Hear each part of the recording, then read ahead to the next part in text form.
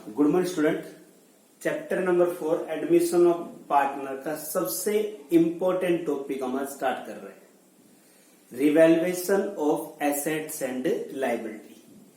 इस टॉपिक में से आपका 100% क्वेश्चन आएगा 8 मार्क्स का एडमिशन ऑफ पार्टनर में। अब पहले तो आप मीनिंग समझो, रिवैल्यूएशन ऑफ एसेट्स और लायबिलिटी। देखो, रिवैल्यूएशन नाम से क्लियर है, रिवैल्यूएशन दोबारा से वैल्यूएशन करना, किसका? एसेट्स के और लायबिलिटी का। रिवैल्यूएशन ऑफ एसेट्स और लायबिलिटी में क्या होता है, हम एसेट्स का और लायबिलिटी का दोबारा से रिवैल्यूएशन करते हैं। ऐसा करते क्यों है? जैसे मान लो फॉर एग्जांपल एक्स और वाई पार्टनर है, नया पार्टनर जेड आया है।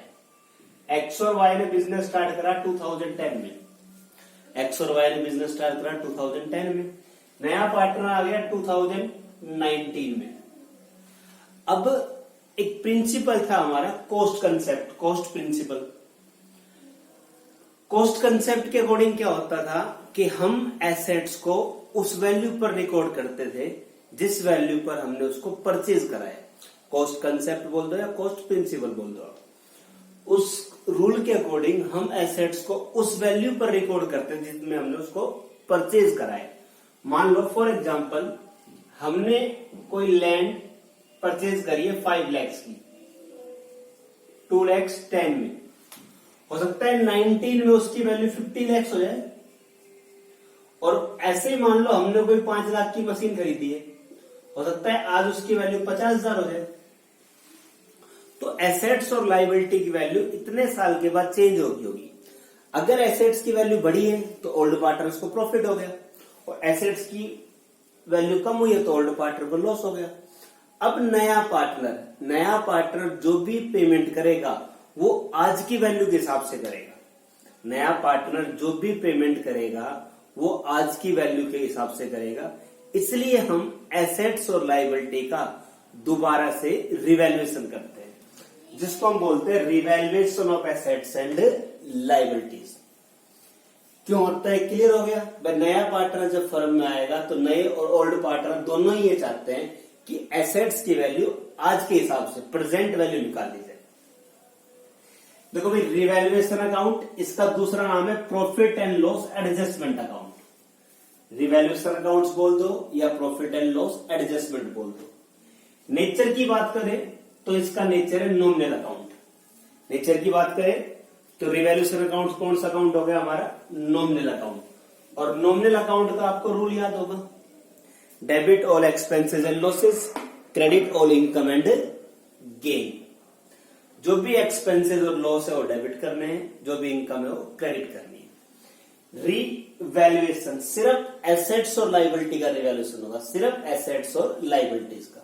फॉर एग्जाम्पल मशीनरी है, हमारी बैलेंस शीट में मशीन की वैल्यू दे रखी है 50,000, और अगर उसकी मार्केट वैल्यू आज 40,000 हो जाए तो 10,000 का हमारा लॉस हो गया। और अगर उसकी मार्केट वैल्यू 60,000 हो जाए 10,000 का प्रॉफिट हो गया। बैलेंस शीट के अंदर आपकी वैल्यू दे रखी है 50,000, हमने रिवैल्यूएशन करा तो रिवैल्यूएशन में 3 इफेक्ट पड़ सकते हैं। नो चेंज हो सकता है 50 का 50 हो सकता है 40 हो सकता है 60 हो। अगर सेम है तो वो रिवैल्यूएशन में नहीं आएगा, पर अगर कम या ज्यादा हो रहा है तो रिवैल्यूएशन में आएगा। एसेट्स की वैल्यू कम हो रही है तो लॉस है, तो लॉस आएगा डेबिट में। रिवैल्यूएशन अकाउंट्स पर्टिकुलर्स, ये डेबिट साइड क्रेडिट साइड। सबसे पहले लॉस डेबिट में आएगा, to decrease in the value of assets, decrease in the value of sundry assets. कोई भी एसेट्स आपकी डिक्रीज हो रही है डेबिट साइड में आएगा।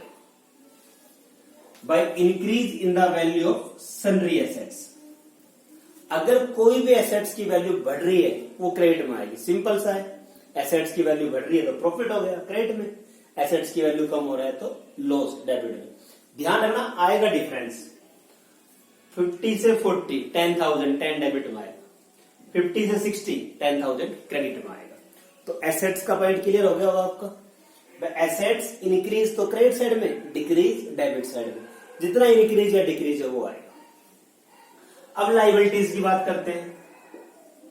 कोई लाइबिलिटी हमारी 50,000 की है, आज रिवैल्यूड करी उसकी, अगर रिवैल्यूड उसकी 40,000 हो गई या 60,000 हो गई, अगर लाइबिलिटीज आपकी बढ़ गई, आपको ज्यादा देना पड़ेगा तो लॉस हो गया, और लाइबिलिटी कम होगी तो प्रॉफिट हो गया, क्रेडिट साइड आएगा।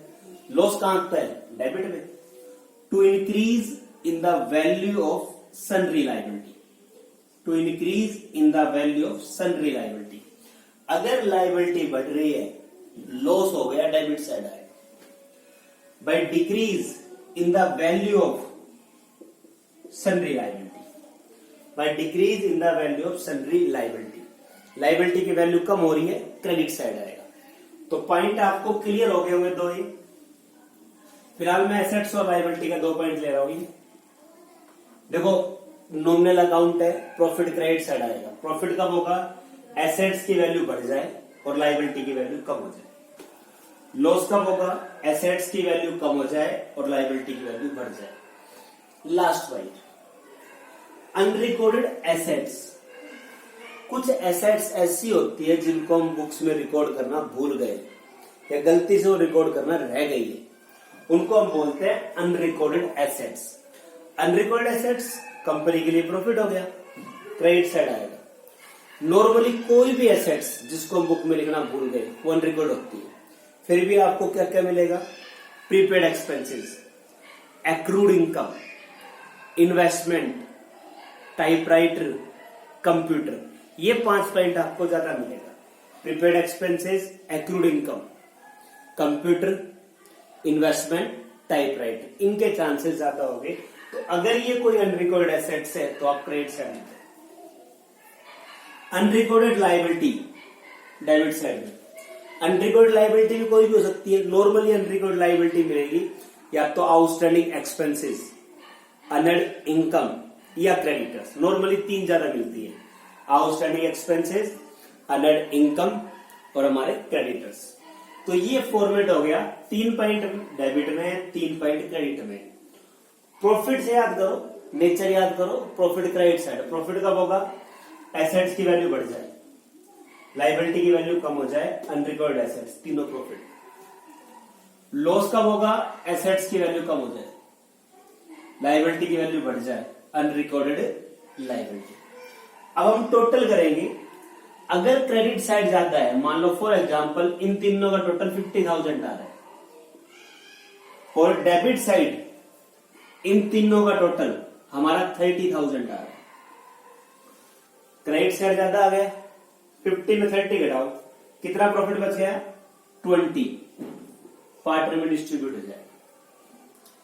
To profit on revaluation account transfer to old partners capital या current account in old ratio. कौन से रेशियो में? ओल्ड रेशियो में। ओल्ड पार्टनर में बट रहा है ओल्ड रेशियो में। अगर क्रेडिट साइड ज्यादा हुआ तो प्रॉफिट होगा। अब मान लो आपका डेबिट साइड ज्यादा है, फॉर एग्जांपल क्रेडिट साइड 50 है, इधर हो गया 70,000, डेबिट साइड ज्यादा है, तो फिर आपका ये लॉस हो गया। फिर हम यहां लिखेंगे by loss transferred to partners capital account in old ratio. अगर डेबिट साइड आपका ज्यादा है तो अभी आपको ये फॉर्मेट अच्छी तरह से रन करना है। मीनिंग याद होना चाहिए, रिवैल्यूएशन ऑफ एसेट्स और लायबिलिटी। हम सिर्फ एसेट्स और लायबिलिटी का रिवैल्यूएशन करते हैं। रिवैल्यूएशन का दूसरा नाम profit and loss adjustment account. Nature क्या है? नॉमिनल। अब नॉमिनल याद होती है, आपको क्लियर हो जाएगा। भाई लॉस डेबिट में, लॉस कब होते हैं? एसेट्स की वैल्यू कम हो जाए, लायबिलिटी की वैल्यू बढ़ जाए, अनरिकॉर्डेड लायबिलिटी। प्रॉफिट एसेट्स की वैल्यू बढ़ जाए, लायबिलिटीज की वैल्यू कम हो जाए, अनरिकॉर्डेड एसेट्स। क्रेडिट साइड जाता है तो प्रॉफिट हो गया, और डेबिट साइड जाता है तो ये लॉस हो गया।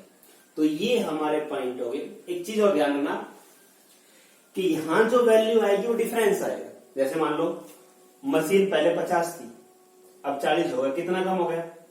10। तो यहां आएगा टू मशीनरी 10,000। 50 से 60 या 10,000 बढ़ गया, बाय मशीनरी 10,000। पॉइंट क्लियर है?